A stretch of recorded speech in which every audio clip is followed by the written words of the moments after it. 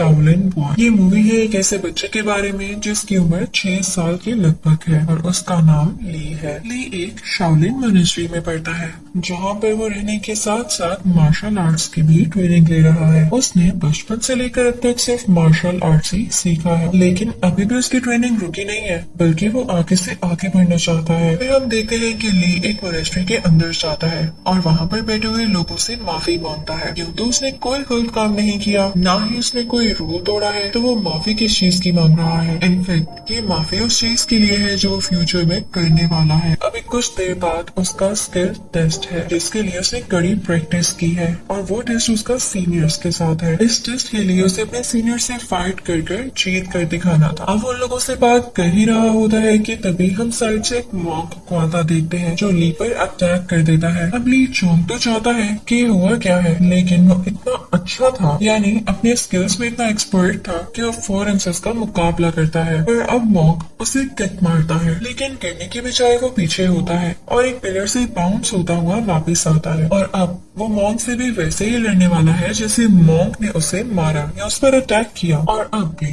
उन पे काफी ज्यादा किक्स मारता है, जिसके बाद मॉन्क काफी ज्यादा वीक फील करने लग जाता है। और यहाँ पर ली की किसी तरह से जीत हो चुकी थी, क्योंकि मॉन्क को हराना कोई आसान काम थोड़ी है। और तो ली उस मॉन्क को एक बास्केट में भी कैद कर देता है। अब फिर उसका सामना होता है एक ऐसे मॉन्क से जो कि और भी ज्यादा स्ट्रॉन्ग था और उन्होंने दोनों हाथों में स्वर्ड्स पकड़ रखी थी, लेकिन ली के पास चूंकि सिर्फ एक स्टिक थी तो उसे स्टिक से उस मॉन्क का मुकाबला करता है, लेकिन उस मॉन्क को भी हरा देता है। अब जब बारी आती है वहाँ पर खड़े तीसरे मॉन्क की, तो ली उसकी तरफ बढ़ने लग जाता है और वो तीसरा मॉन्क ये नहीं चाहता था कि ली आते ही उस पर अटैक कर दे, तो अपने स्किल्स का यूज करते हुए एक मिरर के जरिए यानी एक मिरर के थ्रू ली को ब्लाइंड कर देता है, जिससे उसे नजर न आए और वो पहला अटैक मॉन्क पर ना कर सके। अब वो मॉन्क उस पर अटैक करने ही वाला होता है कि ली तभी स्लाइड करता हुआ आता है और उस पर अटैक कर देता है। और अब यहाँ पर जीत होती है ली की। ली ने ये प्रूव कर दिया था कि वो जिसको चाहे हरा सकता है, क्योंकि उसके पास काफी कूल स्किल्स हैं। उसके बाद ली उस मॉनेस्ट्री से बाहर आ जाता है। अब इस फाइट का असर ये होता है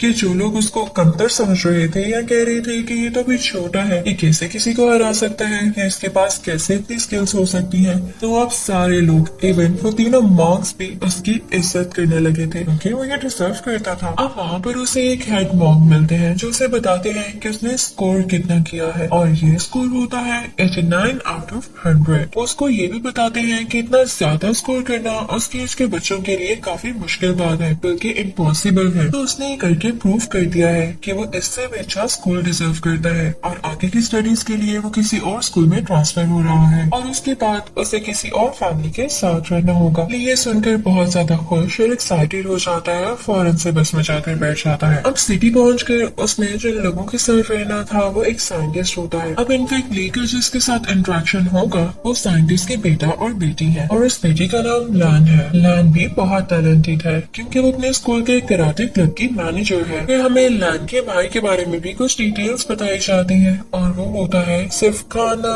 खाना और खाना, यानी उसे खाना खाना बहुत पसंद है। फिर हम देखते हैं कि लैन को अपने फादर की कॉल आती है, लेकिन ऐसे लग रहा था जैसे अपने फादर से नाराज है क्योंकि वो काफी अरसे से उनके घर नहीं आए, यानी अपने घर वापस नहीं आए। अब यहाँ पर साइंटिस्ट यानी लैन के फादर अपनी बेटी से कहते हैं कि मैं जल्द आऊंगा, अब तुमने उदास नहीं होना। साथ ही साथ वो अपनी बेटी को ये भी बताते हैं कि वो किस पर काम कर रहे हैं। इनफैक्ट वो एक ऐसी डिवाइस थी जो कि बहुत अच्छी थी, उसके बहुत से फायदे थे और उसको कुछ गैंगस्टर्स भी हासिल करना चाहते थे। तो यहाँ पर साइंटिस्ट अपनी बेटी से कहते हैं कि मैंने तुम्हें एक गिफ्ट भेजा है, वो खोल कर देखो। अब यहाँ पर हमें पता चलता है कि उस गिफ्ट में वही डिवाइस है और साइंटिस्ट ने ऐसा इसलिए किया होता है, यानी ये डिवाइस ऐसे गिफ्ट अपनी बेटी को इसलिए भेजी होती है कि वो सारे गैंगस्टर्स से बची रहे। तभी हम देखते हैं कि लैन के घर की डोरबेल होती है। वो जब जाते हैं और देखते हैं तो वहाँ पर कोई और नहीं बल्कि ली ही होता है। वो उसको देख के काफी एक्साइटेड हो जाते हैं और ये भूल ही जाते हैं कि वो अपने फादर से बात कर रहे हैं और हमें वीडियो कॉल की दूसरी तरफ काफी अजीब सीन देखने को मिलता है और साइंटिस्ट के पास गैंगस्टर्स आ चुके थे। वो उनसे उस डिवाइस के बारे में पूछते हैं तो साइंटिस्ट आगे से कहते हैं कि वो किसी डिवाइस को नहीं जानते। साइंटिस्ट कहते हैं कि वो तो ऐसे किसी डिवाइस पर काम तक नहीं कर रहे हैं। हाँ, अलबत्ता वो एक ऐसी टेक्नोलॉजी पर जरूर वर्क कर रहे हैं जिसके थ्रू उनके बच्चे उनकी मदर यानी अपनी ग्रैंड मदर से बात कर सकेंगे, यानी उनकी डेथ हो गई है। वो गैंगस्टर्स उनकी बात पर यकीन नहीं करते और सीसीटीवी फुटेज चेक करते हैं तो उन्हें पता चलता है कि साइंटिस्ट ने तो वो डिवाइस अपने घर अपनी बेटी को भिजवा दी है। तो अब यहाँ पर वो साइंटिस्ट को कैद कर लेते हैं, यानी अपना होस्टेज बना लेते हैं। अब उधर हम लैन को देखते हैं जो कि अपना गिफ्ट खोल रही है। जब लैन वो गिफ्ट ओपन करती है तो उसके अंदर से पाना की शेर निकलता है। वो जैसे ही उसे टच करती है तो उस किचन पर आ रहा होता है कि न्यू पासवर्ड। लैन पूछने लग जाती है कि कैसा पासवर्ड। उसे कुछ समझ नहीं आ रहा होता और वो काफी थक भी चुकी थी तो उसे संभाल कर सो जाती है। अब हमें अगली सुबह को सीन दिखाया जाता है जब लैन और ली एक साथ स्कूल जा रहे होते हैं और लैन ने वो किचन अपने बैग के साथ लटकाया होता है। अब गैंगस्टर्स उन पर काफी देर से नजर रखे हुए थे तो उन्हें पता चल जाता है कि ये वही डिवाइस है जो साइंटिस्ट जिस पर काम कर रहे थे। तो वो लैन के बैग से वो डिवाइस यानी वो किचन उतार कर भाग जाते हैं। पर ली ने ये देख लिया था और वो ऐसे कैसे इस डिवाइस को उनके हाथ लगने दे सकता था। वो बहुत सारी बैक फ्लिप्स लगाता है और उन गैंगस्टर्स तक पहुंच जाता है। अब वहाँ खड़ा फैन ये सब देख के काफी ज्यादा खुश होता है कि ली तो कितना स्किल्ड है। अब वो दोनों मिलकर गैंगस्टर्स को मजा चुकाते हैं और उनसे वो किचन वापस ले लेते हैं और उनकी काफी पिटाई भी करते हैं। लेकिन गैंगस्टर उनसे वो किचन दोबारा से छीन लेते हैं। लगता है कि उनका पिटने का दोबारा से दिल कर रहा है। पर इससे पहले कि वो गैंगस्टर भाग पाता सारे बच्चे गार्बेज बिन लेकर आते हैं और गैंगस्टर उसमें कूद जाता है क्योंकि उसके पास और कोई रास्ता ही नहीं बचा था आगे। और अब उन्होंने उस किचन को वापस से हासिल कर लिया था। अब सारे बच्चे देख के काफी हैरान होते हैं कि ली तो एक छोटा सा बच्चा है और कैसे वो इतना स्किल्ड है। तो सब उसकी तारीफ करने लगते हैं। अब एक अनाउंसमेंट होती है कि क्लास में सिर्फ वही बच्चा आगे जा पाएगा जिसका फिटनेस टेस्ट मुकम्मल होगा, यानी जो हेल्थ में और फिटनेस में बिल्कुल ठीक होगा। अब सारे बच्चे सोच रहे थे कि ठीक है वो फिट भी है और जो भी उनको टास्क दिया जाएगा वो कर लेंगे। लेकिन यहाँ पर लैन का भाई काफी परेशान होता है क्योंकि वो इतना खाता था और उसकी वजह से उसकी हेल्थ काफी ज्यादा हो चुकी थी, यानी उसका वेट भी काफी ज्यादा हो चुका था। तो वो सोच रहा था कि कहीं मैं पीछे न रह जाऊं। अब कुछ देर बाद उनके जिम मास्टर सामने आते हैं। अब वहाँ आकर जिम मास्टर उनसे कहते हैं कि आप लोगों की एक रेस होगी, आप लोगों को एक लिमिटेड टाइम में 100 मीटर तक दौड़कर जाना होगा। अब सारे बच्चे तो ये पूरा करने लगते हैं लेकिन जो ले होता है वो उतने ही टाइम में 200 मीटर दौड़ लेता है, यानी 2 राउंड्स कंप्लीट कर लेता है। ली के मुकाबले में बाकी बच्चे वो एक बार भी नहीं कर पाए थे। अब इसके बाद जो राउंड होता है वो पुशअप्स लगाने का होता है। अब जितने टाइम में ली 100 पुशअप्स लगा लेता है, बाकी बच्चे मुश्किल से 5 पुशअप्स लगा पाते हैं। और सिर्फ यही 100 पुशअप्स नहीं बल्कि वो एक हाथ से भी पुशअप करता है और तो और उल्टा होकर भी। सारे बच्चे यहाँ पर ली की काफी ज्यादा तारीफ करते हैं और ली भी काफी खुश हो रहा होता है। अब जो नेक्स्ट राउंड होता है वो होता है जंप्स लगाने का। अब यहाँ पर ली काफी कूल फील कर रहा होता है, यानी उसे इस राउंड की टेंशन नहीं थी क्योंकि जंप लगाना तो उसके बाएं हाथ का काम था। अब उधर हमें थोड़ा सा सीन साइंटिस्ट की तरफ का भी दिखाया जाता है जहाँ पर वो गैंगस्टर्स उसे काफी ज्यादा तंग और टॉर्चर कर रहे थे। और अब सीन वापस आता है स्कूल की तरफ। अब हम देखते हैं कि फैन का भी एक मैच हो रहा होता है तो ली सोचता है क्यों ना ये भी एक्सपर्ट है और मैं भी एक्सपर्ट हूँ तो हम दोनों एक साथ मैच लगाएं। और वो फ्रैंक से भी यही कहता है तो वो मान जाता है और अब उन दोनों में एक मैच होता है। अब सारे बच्चे काफी ज्यादा एक्साइटेड होते हैं क्योंकि दोनों एक्सपर्ट्स एक साथ एक ही टाइम पे एक दूसरे से लड़ रहे थे।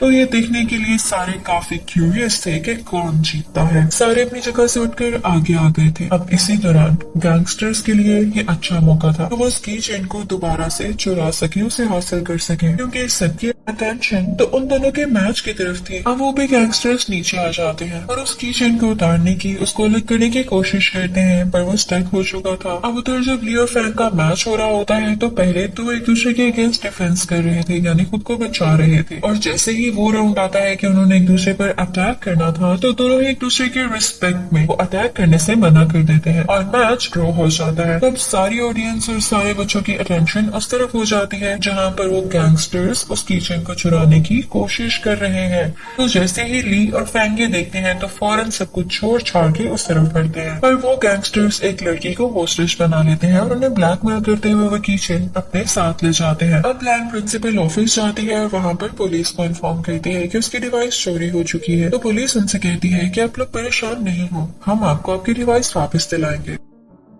अब उधर हम ली को देखते हैं जो कि काफी सैड होता है क्योंकि वो समझ रहा था कि इन सब चीजों के पीछे वही रिस्पॉन्सिबल है, क्योंकि पहले सारे बैठे हुए थे लेकिन जैसे उसका मैच फैन के साथ शुरू हुआ तो लैन भी अपनी जगह से उठ के उनका मैच देखने आती। अगर उस वक्त अपने बैग के साथ होती तो वो कीचे वो डिवाइस चोरी ना होता। लेकिन तभी सारे लोग इकट्ठे होकर ली के पास आते हैं और उससे कहते हैं कि तुम खुद को रिस्पॉन्सिबल क्यों समझ रहे हो, तुम्हारी इसमें कोई गलती नहीं है, चिल अप ब्रो। तो उसके बाद ली थोड़ा सा अच्छा फील करता है। अब हमें सीन दिखाया जाता है वहाँ का जहाँ पर साइंटिस्ट को होस्टेज बनाकर रखा गया है और डिवाइस भी वहाँ तक पहुँच चुकी है। अब वो लोग डिवाइस को ऑपरेट करते हुए अपने सिस्टम को खोलते हैं। अब वो सिस्टम उनसे पासवर्ड मांग रहा होता है पर साइंटिस्ट यहाँ पर वो पासवर्ड देने से मना कर देता है। वो सारे गैंगस्टर्स उस पासवर्ड को ब्रेक करने की बहुत कोशिश करते हैं लेकिन जब ट्राई नहीं कर पाते तो दोबारा से साइंटिस्ट के पास जाते हैं और तभी उसी वक्त साइंटिस्ट के मोबाइल पर एक टेक्स्ट रिसीव होता है जो कि लैन की तरफ से होता है, यानी साइंटिस्ट की बेटी की तरफ से होता है और उस पर ये लिखा होता है कि पापा